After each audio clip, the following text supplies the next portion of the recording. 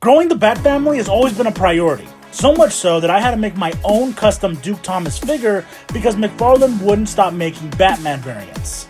Well, what a blessing it is to see McFarlane level up and finally create a beautiful Duke Thomas the Signal action figure.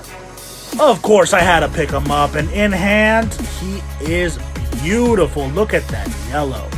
In the standard McFarlane packaging box, you've got the actual DC Multiverse signals, all the different jazz, everything you'd want. Standard packaging, DC Multiverse. But let's get them out. Let's look at that deep and rich detail. That paint job.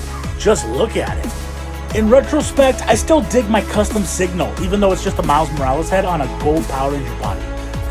That's the power of imagination. So now having a legitimate The Signal figure feels too good to be true. The articulation flows with the sculpt. Lots of really impressive paintwork and detailed sculpting on the bodysuit and armored bits, and the yellow color really pops. The segmented chest armor and belt, unique textures on the different areas of the bodysuit. He looks excellent from every angle. The only real negative is he doesn't come with an extra civilian head, but that's okay. But like all McFarlane toys, he does come with a collectible art card.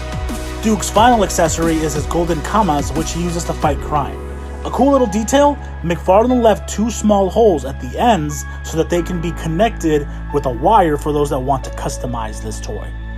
The articulation is standard for any McFarlane toy, so there's a lot of movement, and for dynamic posing for when he's fighting variant Batmans, evil Robins, or maybe if he just wants to beat the shit out of the Joker. As all other McFarlane toys, he stands a little bit above 6 inches, close to 7.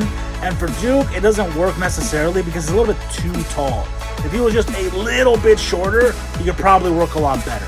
But here he is in some of the comparisons with some of the other figures in my collection. Again, he towers over mostly all of them. But that's one small caveat because other than that, this is a perfect toy. When we're talking about the Bat family, we're always talking about Robins and how no matter what Batman is doing, he's always going to make a home for orphans. Well, Duke is so much more. Duke isn't like the Robins. He's something different. He's a metahuman. He's trying to be something different because Batman sees him in a different way. So I'm very happy for this toy. I'm so blessed that McFarlane Toys decided to make him into an action figure. And the cool thing is, he's only one of my other customs. I'm hoping with the news that Cassandra Cain is now going to be a toy, which is awesome. All we need now is Stephanie. And with that, I'm one step closer to completing the Bat family.